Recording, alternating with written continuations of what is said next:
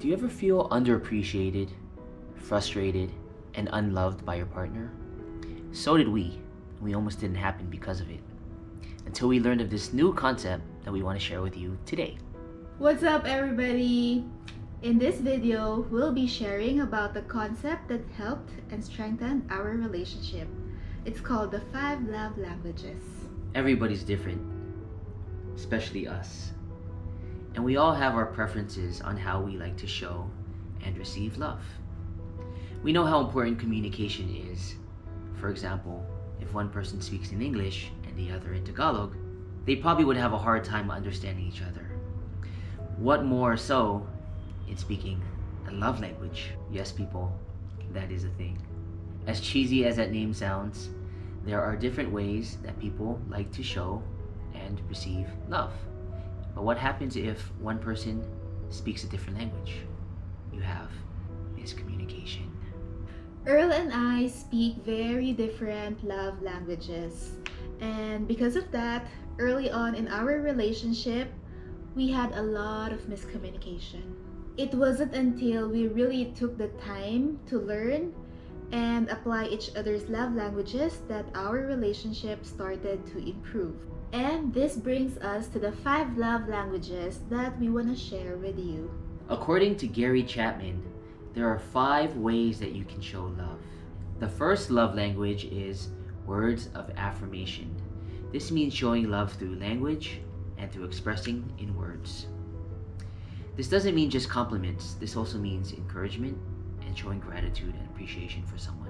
Great job, love! I really like what you did to our room. I'm so proud of you! The next one is quality time.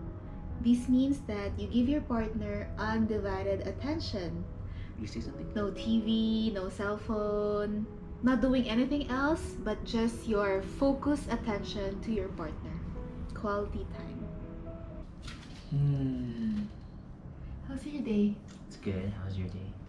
It's also good. Really? The third love language is acts of service. This means showing love by doing things for the other person. Love, I just cooked you dinner. I washed all the dishes already. I took out the trash. I'm just gonna clean up my mess. You relax. The fourth love language is receiving gifts. It means showing love by giving gifts. It doesn't have to be something big. It can be small and thoughtful. Hey love, I know you're feeling a little bit down. I got you a little surprise. Cheesecake. And the last love language is physical touch, which means showing love by physically touching someone.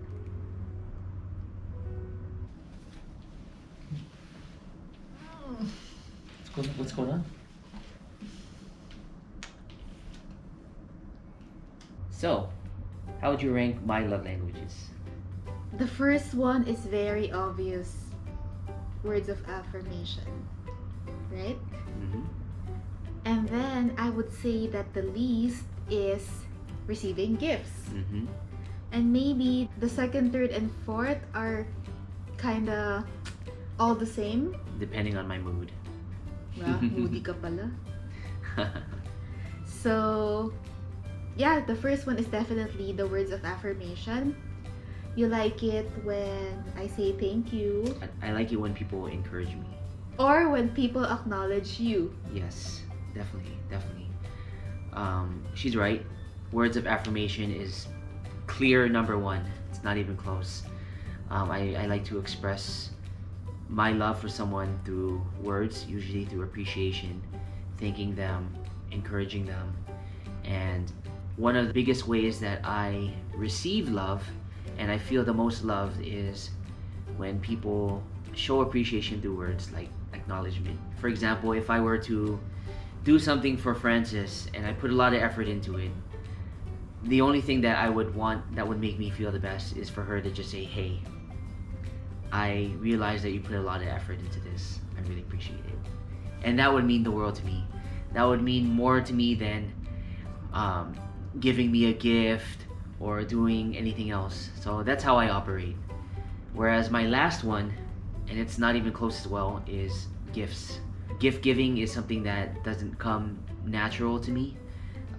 When people give me gifts, I don't naturally appreciate it. She actually noticed I have a lot of gifts that people give me. I kind of just put it in a box, and that's something that isn't really my primary love language. What about mine? Can you rank mine? Hers is a little bit more difficult, but the easiest one to rank is her last love language, which is my strongest one, words. That's one of the biggest problems that we have. My strongest love language is words, which is It's how I the show. It's how I show my love to her the most, and it just in one ear out the other, literally. I don't believe you have a primary love language. I don't think you have one that is like the clear strongest. I like all 5. But I think her top 2 strongest ones has got to be service and quality time. Correct? Correct. And then her second tier, which she likes as well but isn't as strong, I think it's probably tied: gifts and physical touch. Sounds about right. You did great. Great job. Thank you, thank you. See, saying great job to Earl means a lot to him. Yeah. But if he says that exact words to me, it doesn't have any effect. Bola. I don't know why. So I'm starting to improve on saying good job or great job to Earl. But for me, it's wala lang. You're weird. Yeah, so my primary love language is quality time and acts of service. I remember one time when we were still dating, I was sick and Earl got me some fruits and chocolate and brought it to my house. And sushi. So I feel loved because he put that effort in going to the supermarket and bringing me fruits. And that one is acts of service plus gifts. There are times when I'm down and Earl would give me a lot of encouraging and uplifting words, but that's just not what I wanted at that time. I think I would appreciate it more if he comes over and surprise me with a milk tea or try to give me a hug and say that, oh, it's okay. So this shows that my primary love language is really not words. So for me, in the beginning of our relationship, I put a lot of effort. I would drive through traffic to go see her. I would cancel my meetings and try to leave early just so that we can meet up. I would do things for her, and these were all things that I was doing out of love. But one of the things that really discouraged me was her lack of showing any appreciation, at least verbally. For me, the reason why I do these things isn't because I want a reward or anything. The thing that matters to me the most is just a word of acknowledgement, saying, hey, I appreciate, I know you have to drive through a lot of traffic, I really appreciate you making the effort to come here. Or, hey, I know that you're really busy, you did that. That would have meant the world to me if she just did that. And that was one of the things that was a struggle for me early on in the relationship. Francis isn't naturally affectionate with words, and for me, I thrive on that. So that was one of the big issues. But now she's a lot better. Oh, you're so handsome and macho and What else? guapo. What else? What else? Keep going. Okay, she's exaggerating, but now that we have had many conversations and we're actually doing a couples devotional book on this topic, we're getting a lot better in learning how to intentionally speak each other's love language and filling up each other's love tank. For me, my love tank is very, very easy. Doesn't cost money. You can do it while laying on the couch. You don't have to put any effort. All you have to do is just shower me with words. So easy for you. You can say bola things.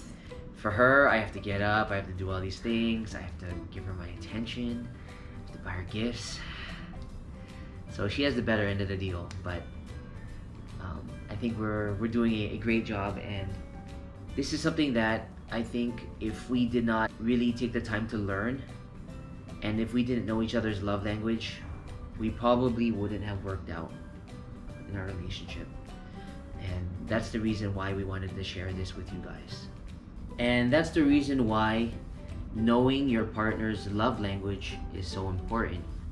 Not only does it allow you to know how to fill the love tank of your partner, and vice versa, but it also allows you to know when your partner is also trying to show love to you in their own way.